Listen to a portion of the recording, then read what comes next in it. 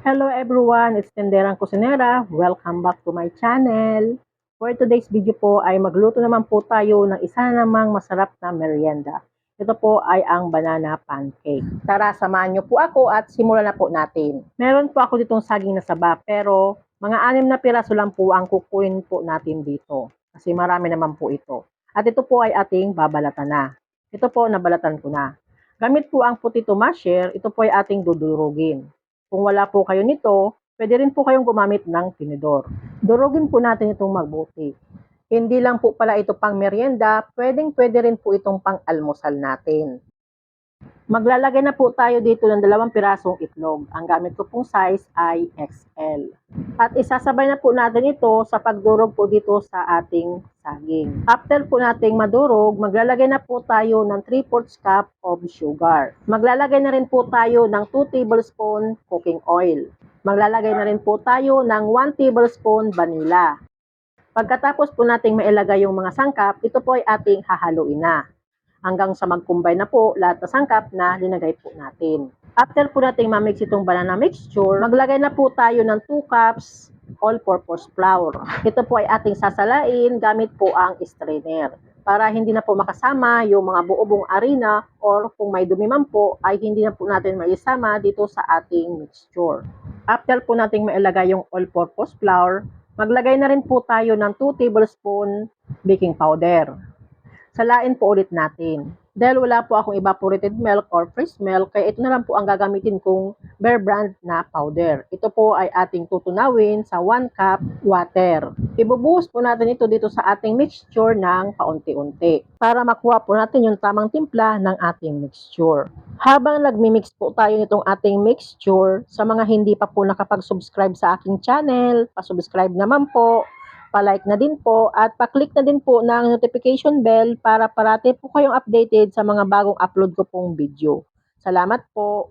Dahil medyo nahihirapan po ako mag-mix po dito sa aking mixing bowl dahil maliit nga po, pero tsatsagaan ko na lang po ito kasi ayaw ko na pong madagdagan pa ang hugasan ko. Pagkatapos po nating ma-mix ng mabuti, ito po ay i-rest muna po natin ng mga 15 to 30 minutes. Set aside muna po natin. After 15 minutes, magpapainit na po tayo ng pan sa may hinang apoy lamang po. Para mabango po ang ating banana pancake, ang gagamitin po nating pang-grease dito sa ating pan ay itong star margarine. Kung wala po kayo nito, pwede rin po kayong gumamit ng mantika. Maglalagay lang po tayo ng konting star margarine or cooking oil at ito po ay ating ibabas na po dito sa ating pan. Kapag mainit na po ang ating pan, maglalagay na po tayo ng ating mixture. Para pantay-pantay po yung sukat ng ating pancake, gumamit po tayo ng sukatan. Ang gamit ko po ay yung 1/4 cup. Dahil mainit na po yung ating kawali or pan, maglalagay na po tayo ng ating mixture. Ito po ay lulutuin natin ng mga 1 minute po sa mahinang apoy lamang.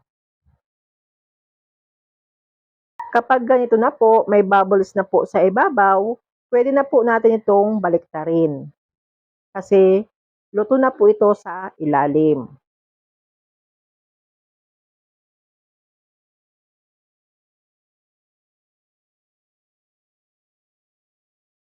Pagkatapos po nating baliktarin, mga 30 seconds lang po, pwede na po natin itong hanguin.